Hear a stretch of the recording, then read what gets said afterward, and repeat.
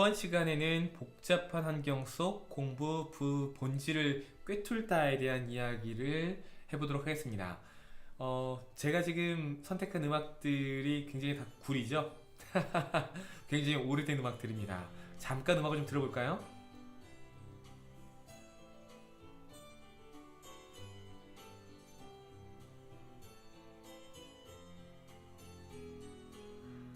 뭐 제 음악 취향이 이래서 그런 거는 아니고요. 네. 앞서 영상을 계속 보신 것처럼 뭐 심심하니까 이런 거라도 좀 넣어가면서 저라도 좀 재밌어 봐야 되겠다라는 생존 욕구에서부터 시작된 내용이다라고 보시면 될 것 같습니다.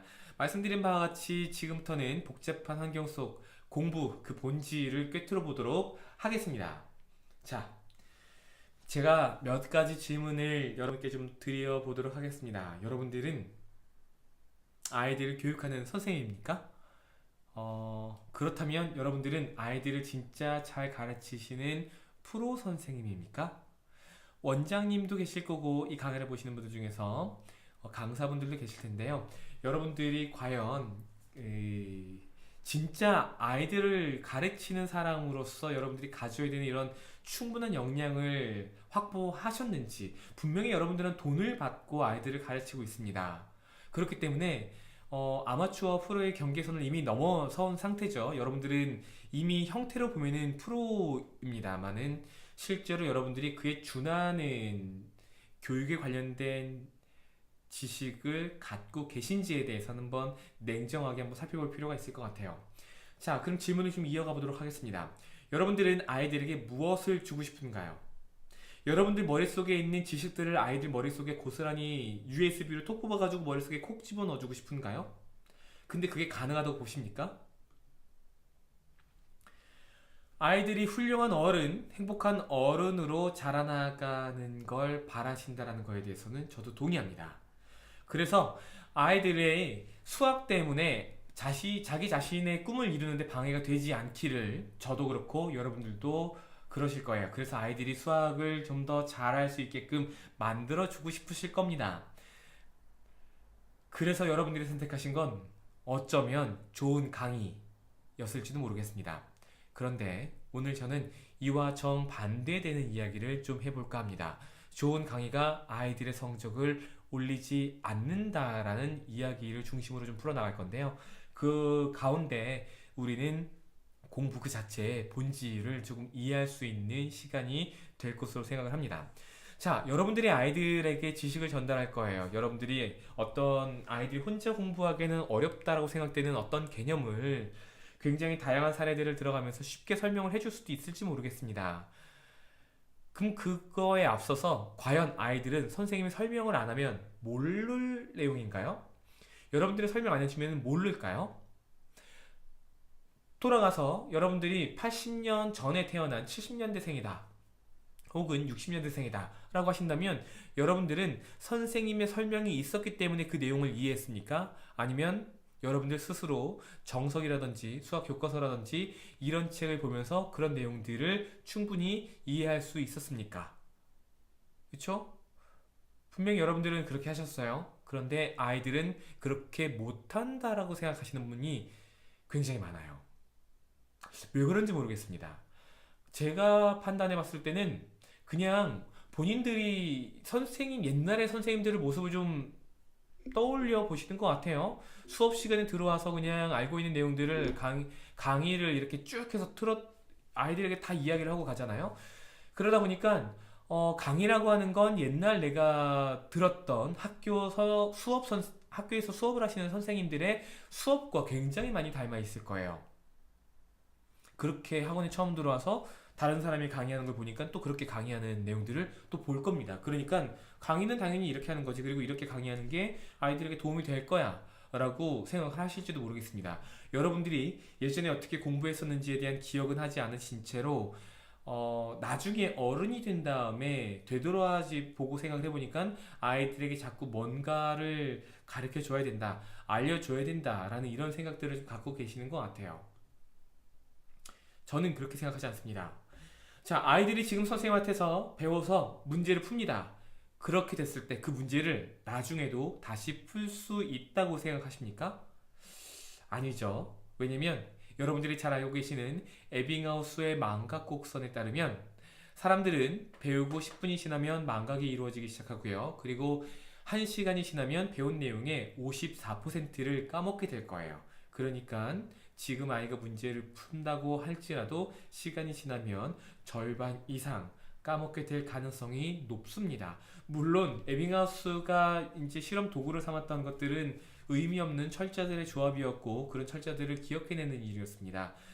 하지만 수학 같은 경우에는 단순 암기보다는 조금 더 논리적으로 어떤 추론이나 사고를 통해서 학습을 하는 단계이기 때문에 단순히 암기하는 것보다는 학습의 패턴이나 어떤 프로세스가 조금 많이 달라요. 그렇기 때문에 에빙하우스의 망각 곡선과는 조금 다른 양상을 좀 보이긴 합니다만은 네.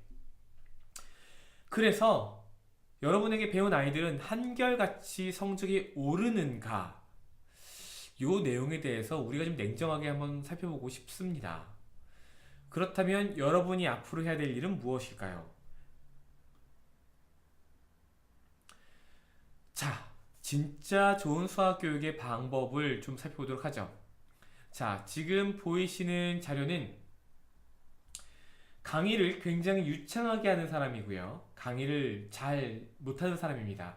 밝은 회색 같은 경우에는 강의를 굉장히 잘하는 사람이에요. 강의를 잘하는 사람, 강의를 잘 못하는 사람 이렇게 됩니다. 자, 보시는 것처럼 predicted performance예요. 퍼포먼스는 아이들의 뭔가 잘하고 있는지 못하고 있는지를 뜻하겠죠. 자, 이 퍼포먼스를 아이에게 예측해 보라고 했습니다. 공부를 마친 다음에 파이널 테스트를 본 다음에 아이들에게 너 성적 어떻게 될 것 같아? 너 공부 잘 된 것 같아? 시험 보니까 점수 잘 나올 것 같아? 라고 물어봤습니다. 그랬더니 강의를 잘하는 선생님에게 수업을 받았던 친구들 같은 경우에는 점수가 높게 나왔어요. 그게 바로 여기 보이시는 이 그래프입니다. 그러니까 많은 아이들이 자신의 성적을 높게 예측한 거예요. 그런데 강의를 못하는 선생님에게 수업을 들었던 아이들 같은 경우에는 상대적으로 점수를 낮게 예측을 했어요. 정리하자면 좋은 강의를 들은 학생들은 자신이 공부가 잘 됐을 거라고 예측을 하고 강의가 좀 유창하지 않은 학습 환경에서 공부를 한 친구들 같은 경우에는 공부가 잘 안 됐다라고 생각을 하는 모양입니다. 하지만 오른쪽에 있는 그래프처럼 실제로 아이들의 성적을 살펴보면 두 집단의 성적 차이가 여기에 보이시는 오차 막대까지 보면 유의미한 차이가 없거나 경향 정도만 파악이 되는 걸로 보입니다. 재밌는 사실은 아이들이 실제로 점수가 잘 나왔을 것 같다라고 예측했던 유창한 강의를 들었던 집단 같은 경우에는 성적이 소폭 하락한 경향을 보이고요. 반대로 이 집단 같은 경우에는 그 유창하지 않은 강의를 들은 집단 같은 경우에는 오히려 성적이 소폭 상승했습니다. 그게 결과적으로 봤을 때는 성적의 차이가 통계적으로는 유의하지 않은 걸로 좀 관측이 되고 있는데 결과적으로 아이들의 메타인지 능력이 오작동을 일으켰다라는 거예요. 아이가 좋은 강의를 들으니까 이해가 쉽게 됐을 겁니다. 이해가 쉽게 됐으니까 이 내용을 잘 배웠다라고 생각했을 거예요.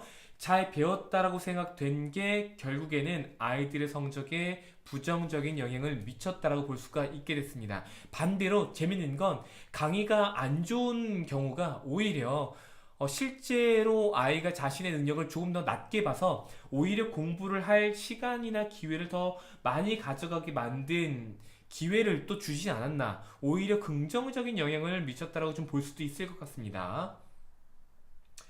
자, 여기 보시면은 그 웨어러블 센서예요. 그래서 어떤 장비를 만들었냐면 이 논문은 MIT 대학에서 연구가 진행했었던 내용인데 보시는 것처럼 실제로 여기를 좀 저를 좀 보시는 게 좋을 것 같습니다. 팔목에다가 이렇게 아대 같은 걸 차요. 이렇게 아대 이렇게 천으로 된 거 있죠. 밴드 같은 거, 밴드 이렇게 딱 차고 있습니다. 그럼 여기에서 이제 교감신경계 활성화 정도를 측정을 합니다. 이 교감신경계라고 하는 건 지적인 스트레스를 받았을 때 교감신경계가 막 활성하게 올라올 거예요. 갑자기 주위에서 어떤 소리가 난다거나 아니면은 어두운 골목길을 가는데 굉장히 무서운 느낌이 나는 거예요. 그럴 때는 심장박동이 두근두근 거리겠죠. 동공이 확장될 겁니다. 이럴 때 주변의 어떤 변화나 흐름, 변화하는 뭐 이런 저런 것들에 대해서 굉장히 예민해져 있게 될 거예요. 그래서 굉장히 머리가 막 돌아가기 시작할 겁니다. 생각도 많아지고 이런 것들이 교감신경계가 활성화됐을 때 등골이 오싹한다거나 뭐 이런 것들입니다. 전부 다. 교감신경계가 활성화되는 것들은 자율신경이기 때문에 우리가 컨트롤할 수 있는 부분들은 아니에요. 그래서 다만 우리가 어떤 생각을 막 하게 되거나 인지적 스트레스를 많이 받게 되는 환경에서는 자연스럽게 교감신경계가 활발하게 됩니다. 그렇다는 얘기는 아이들이 공부를 집중해서 하게 될 때는 교감신경계가 활발해진다는 뜻이기도 합니다.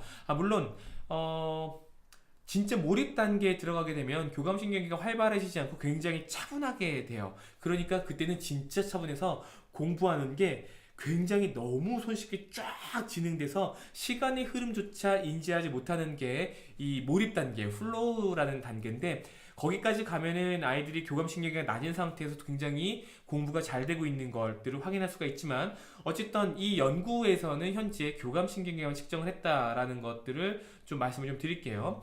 자, 보이시는 것처럼 어떤 학생들이 일주일 동안 이 교감신경계를 측정하는 장비를 좀 차고 있었던 거예요. 그러면서 다양한 활동들을 했겠죠. 그래 보시면 랩실에서 굉장히 어떤 연구들을 진행하고 있을 때 교감신경계가 굉장히 활성화된 것들을 좀 볼 수가 있죠. 굉장히 머리를 많이 썼을 거예요. 연구를 진행하고 있다 보니까. TV를 볼 때는 교감신경계가 굉장히 움직이지 않습니다. 거의 끝부분에 가서 이제 다음에 뭘 해야 되나 이런 생각들, 채널을 몇 번 돌려봤거나 이러다가 이제 갑자기 잠자리에 들었을 때 자기 전에 생각이 많아지게 된 거예요. 그러다가 잠자리에 들면서 교감신경계가 다시 굉장히 차분해지고 릴렉스한 상태에서 이렇게 되는 것들을 좀 볼 수가 있을 것 같습니다.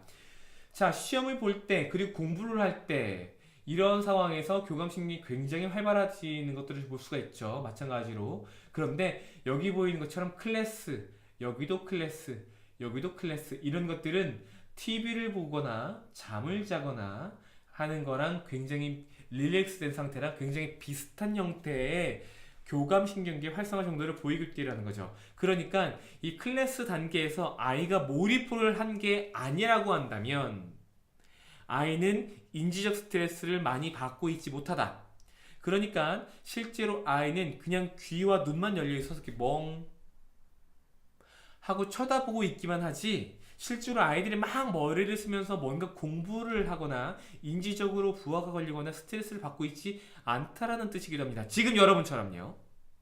그러니까 이 강이라는 녀석이 인간의 머리를 자극하는데 굉장히 좀 부족한 면이 많다라는 것들을 이 연구를 통해서 좀 볼 수가 있습니다.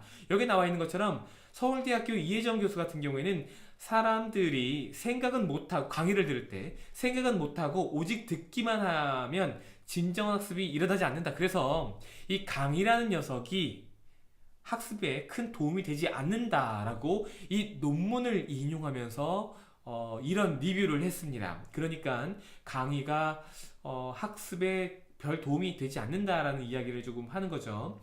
여기에 보이시는 이 식센트 미아이 같은 경우에는 이 플로우라는 개념을 처음에 꺼낸 분이신데, 이 플로우는 아까 말씀드린 것처럼 굉장히 몰입 단계에 들어간 거예요. 그래서 시간의 흐름을 인지하지 못한 상태. 그래서 1시간만 지난 것 같은데 굉장히 여러 시간이 이렇게 지나간 것 같은 느낌이 드는 그런 단계일 수도 있다. 그래서 이런 여지는 좀 남겨두도록 하겠습니다.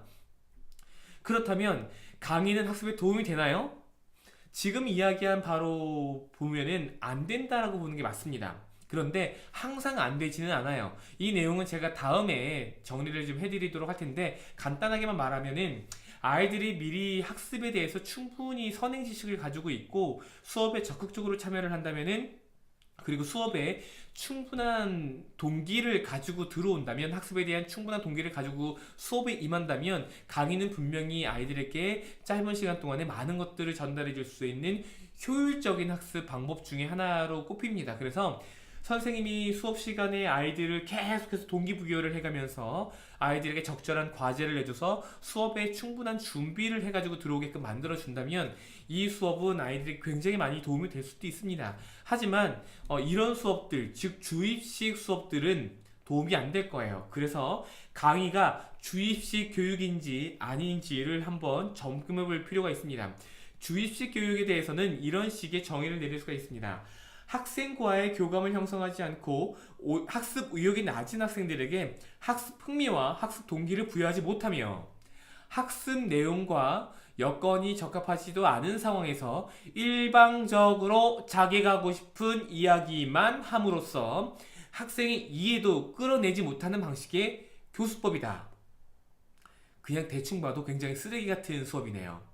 흥미, 동기 이런 거에는 전혀 관심 없고 자기 수업만 하는 거예요. 일방적으로 자기 하고 싶은 이야기만 하는 거죠. 학생들이 이 수업을 들으면서 지금 이해를 하고 있는지 못하고 있는지를 충분히 관찰하고 있지 않는 거예요. 또는 분명히 이 친구는 이해를 못하고 있구나라는 생각이 듦에도 불구하고 그냥 방치하고 적당히 넘어가는 거죠. 이런 수업은 굉장히 좋지 못합니다. 반면에 좋은 수업은 즉 주입식과 주입식이 아닌 교육을 구분짓는 가장 중요한 기준은 가르침의 과정과 결과에서 학생들에게 충분한 학습 동기를 부여했는지, 배워야 할 내용을 재미있게 배우도록 유도했는지, 그 결과 학생들이 학습 목표를 달성했는지를 충분히 살핀다면 이것은 주입식 교육이 아니다. 앞서 말씀드린 바처럼 동기를 살피고 아이들이 재밌게 배울 수 있게끔 하고 학습 목표를 달성하도록 하는 게 좋은 수업이다라고 볼 수가 있겠습니다. 이러려면 학생들이 충분히 수업에 참여할 수 있게끔 만들어주는 수업이어야 될 거예요.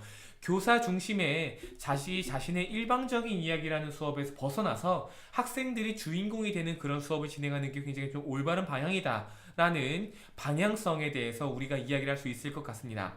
여기 보이시는 것은 미국에 있는 NTL이라는 그 협회에서 만들어낸 러닝 피라미드라는 모델인데요. 물론 러닝 피라미드에 대해서 부정적인 의견을 내는 그 몇몇 학자들이 있습니다만은 여기에 대해서 대부분의 학자들이 찬성을 하고 있기 때문에 저도 여기에 대해서는 좀 긍정적인, 여기에서 주는 어떤 메시지는 분명히 우리가 받아야 될 것들은 받아야 된다고 보고 있습니다. 여기 보이시는 렉처, 리딩, 오디오 비주얼 등등의 내용들이 있고요. 5%, 10% 쭉 가서 90% 이렇게 있는데 여기에 나와 있는 그 숫자 같은 경우에는 리텐션이에요. 그래서 일정 기간 시간이 지난 다음에 얼마나 기억을 하고 있는가를 보는 겁니다. 대략 2주 정도가 지난 다음에 얼마나 많은 내용들을 기억하고 있는가를 측정해 본 결과라고 보시면 될 것 같습니다. 자, 렉처 같은 경우에는 선생님의 강의만 듣고 2주 동안 그 내용을 다시 리뷰하지 않은 상태에서 가만히 내버려 뒀더니 강의를 들은 내용은 2주일이 지나면 대략 한 5% 정도밖에 머릿속에 남아있지 않다. 반면에 책을 읽은 내용 같은 경우는 10%다. 오디오 비주얼, 시청각 수업을 들은 경우에는 20%로 또 증가합니다. 데몬스트레이션, 뭔가 시범을 보여주게 되면은 역시 30%로 증가하게 됩니다. 아이들이 뭔가 배운 내용들을 토론할 수 있는, 토의할 수 있는 기회를 준다면 말로 표현하는 과정이 덧붙여졌기 때문에 아이들의 리텐션 비율 자체가 그냥 강의를 듣고 끝난 것보다는 강의를 듣거나 혹은 책을 읽은 다음에, 즉 지식을 머릿속에 담은 다음에 이 내용을 바탕으로 해서 다른 친구들과 혹은 선생님들과 디스커션하는 수업을 하게 되면 이 학습의 효율성이 50%까지 올라간다고 보시면 될 것 같습니다. Practice doing, 수학 같은 경우에는 문제를 풀어보는 게 되겠죠. 문제를 풀어보고 실제로 뭔가 연습을 해보면 아이들의 학습 효율성이 75%까지 올라가게 되고, teach others, 그러니까 친구들을 직접 가르쳐 주는 거예요. 아이들이 앞에 나와서 발표를 하거나 이런 부분들이 되겠죠. 그래서 이렇게 해본다면 그 내용 같은 경우에는 아이들은 90% 이상 기억하는 경우들이 많다. 많은 학생들이 90% 이상 기억한다는 것들을 이 자료에서 좀 볼 수가 있습니다. 그러니까 중요한 건 아이들이 강의를 듣거나 책을 읽는 것처럼 좀 수동적으로 공부하는 것보다는 아이들이 뭔가 능동적으로 움직이는 포지티브한 이런 수업을 하는 게 굉장히 좋다라고 좀 보여집니다. 자, 마지막으로 이 두 가지 개념을 좀 분리하는 것으로 이번 강의를 좀 마쳐보려고 합니다. 러닝 vs 퍼포먼스로 나와 있는데요. 퍼포먼스는 뭔가를 잘하는 겁니다. 퍼포먼스는 수행 능력이잖아요. 그래서 이 수행 능력이 좋다, 퍼포먼스가 좋다라고 한다는 건 아이가 지금 뭔가를 잘하는 거예요. 단어를 외우고 바로 시험을 봤더니 점수가 잘 나오는 겁니다. 그럼 이 친구는 단어를 많이 외웠다고 볼 수가 있겠죠. 그렇다면 이 친구는 퍼포먼스가 좋은 거예요. 다만 일주일 지난 다음에 이 단어 시험을 다시 봤을 때 지난 시간에는 그 단어를 다 외우고 있었던 것들을 일주일이 지나면 아이들이 많이 까먹었겠죠? 그러니까 이거는 퍼포먼스가 다시 떨어진 겁니다. 그렇다면 러닝과 퍼포먼스를 구분해 볼게요. 퍼포먼스는 그냥 이 순간에 어떤 특정한 시점에 아이가 뭔가를 잘하나 못하나를 측정하는 내용이라고 보시면 될 것 같아요. 그런데 러닝은 특정한 순간에만 잘하는 게 아니라 어떤 퍼포먼스, 잘 나오는 퍼포먼스가 일정한 시간이 지난 다음에도 계속해서 좋게 유지가 되고 있을 때 퍼포먼스가 잘 나온다라고 보는 겁니다. 그러니까 중요한 것은 이게 러닝이에요. 러닝이라고 하는 건 한 번 배운 내용이 아주 오랫동안 머릿속에 계속해서 유지되고 있을 때 이게 러닝이다. 첫 번째 공부했을 때 좋은 퍼포먼스가 나중에도 그 퍼포먼스가 유지되고 있을 때 이게 러닝이다라는 거죠. 그러니까 우리가 아이들에게 인수분해 문제를 쭉 풀린 다음에 아이들이 이 앞에서 인수분해 문제를 잘 풀고 있는 거예요. 이 인수분해를 잘 풀던 아이가 다음 시간에도 잘하는지 그 다음 시간에도 잘하는지를 꾸준히 관찰을 해서 나중에도 아이가 인수분해를 여전히 잘하고 있다면 이 친구는 학습이 된 게 맞아요. 그런데 지금 이 순간에 아이가 인수분해를 잘한다는 그 사실 하나만으로 이 높은 퍼포먼스만으로 아이가 공부가 다 되었다라고 빠르게 판단하는 건 굉장히 위험하다라는 겁니다. 왜냐면 이 친구가 혹시 학습이 안 되진 않았을까라는 의심을 한번 해봐야 되는데, 즉 이게 러닝이 된 게 아니라 단순히 퍼포먼스만 좋은 게 아니야 라는 것들을 한번 의심해 봐야지 그 다음 시간에 확인해 볼 거 아니에요. 그래서 확인 결과 아이의 퍼포먼스가 떨어졌으면, 즉 러닝이 안 됐다면 복습을 해야 될 거 아닙니까? 그런데 아이가 한 번 뭔가를 잘한다고 해서 이 친구 이제 이거 잘 배웠네 라고 단정 짓게 된다면 복습의 기회마저 여러분들은 생각하지 않게 될 거예요. 아이들의 복습의 기회를 빼앗게 될 겁니다. 이런 여러분들의 얕은 지식이, 교육에 대해서 무지함이 아이들의 성적에 부정적인 영향을 미친다고 볼 수 있을 것 같습니다. 그렇기 때문에 여러분들은 반드시 이 러닝과 퍼포먼스, 이 두 가지 개념은 반드시 분리해서 생각하셔야 됩니다. 다시 한번 정리해 드리겠습니다. 퍼포먼스는 지금 그냥 뭔가를 잘하는 거예요. 나중에 돼서 이게 성적이 떨어지잖아요. 그럼 퍼포먼스가 다시 낮아진 겁니다.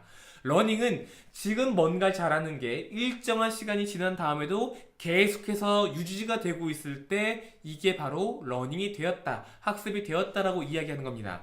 교육학에서는 외부의 어떤 지식이, 학습한 내용이 머릿속에 잘 들어오면 이 내용이 장기 기억에 잘 저장이 끝난 이 상태가 학습되었다라고 이야기를 하는 거예요. 같은 맥락이죠. 그래서 이 러닝과 퍼포먼스, 이 두 가지 개념을 정확하게 구분하는 것들을 여러분들이 좀 반드시 익히셔야 됩니다. 여기에 대해서 이 로버트 비오크, UCLA 대학교에서 심리학과에 계신 이 로버트 비오크 교수님의 이야기를 좀 하나를 인용을 해보면서 넘어가 보도록 하겠습니다. 아니요, 이 내용은 다음 슬라이드에서 좀 보도록 하겠습니다. 아마 이 슬라이드를 여기서 끊는 게 좀 적당할 것 같습니다. 네, 다시 슬라이드를 한번, 뭐가 있죠? 이렇게, 맞아요, 넘어가야 돼요. 이거 하면 안 돼요. 자, 러닝과 퍼포먼스 여기 전까지만 좀 보고요. 요 정도 선에서 이번 강좌를 마무리하도록 하겠습니다. 다음 강좌에서 뵙도록 하겠습니다. 감사합니다.